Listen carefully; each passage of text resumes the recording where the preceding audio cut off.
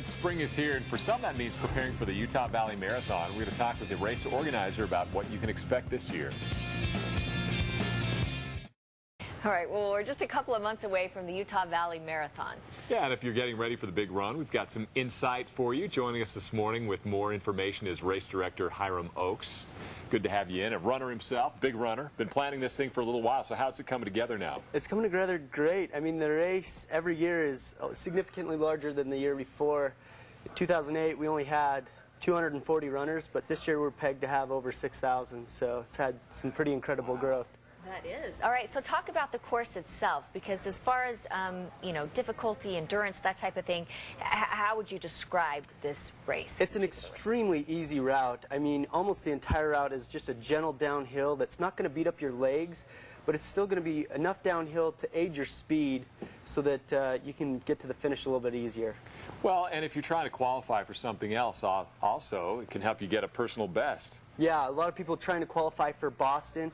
It's an extremely fast course. As a matter of fact, it's the fastest average finish time of all marathons in Utah, with an average finish time of 4 hours and 18 minutes.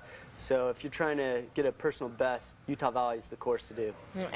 And what's the weather typically like? What do you guys plan on or hope for? It's actually pretty chilly. As you noticed in some of that footage they just showed, some people were wearing mittens. But we keep our runners warm at the start at the staging area. We have fire pits, and that colder weather is actually better for running. So even though it's June, we start early enough to beat the heat.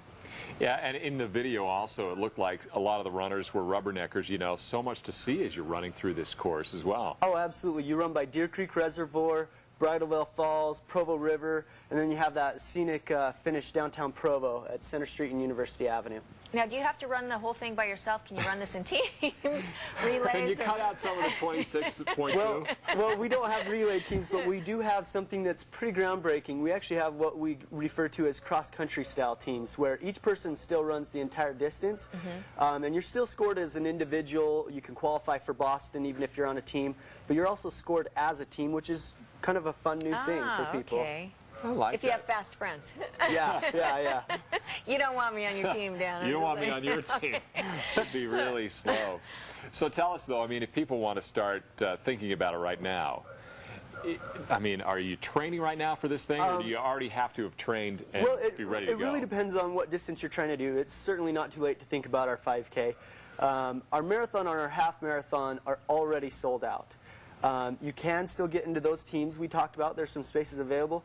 And actually, in the regular open division, we've set up a promotional code where people can get in the sold-out race.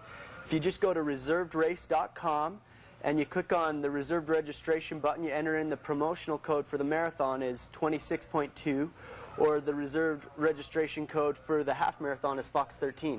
Nice. And there's about 30 in each of those. Well, because you have some last-minute dropouts. I mean, somebody gets sick, or you all of a sudden have openings or spots. Yeah, and that's kind of how we merit doing these reserved registrations. Because we know some people have a wedding or an injury or whatever come up. Okay. So you know a thing or two about marathons as well. How many have you done now?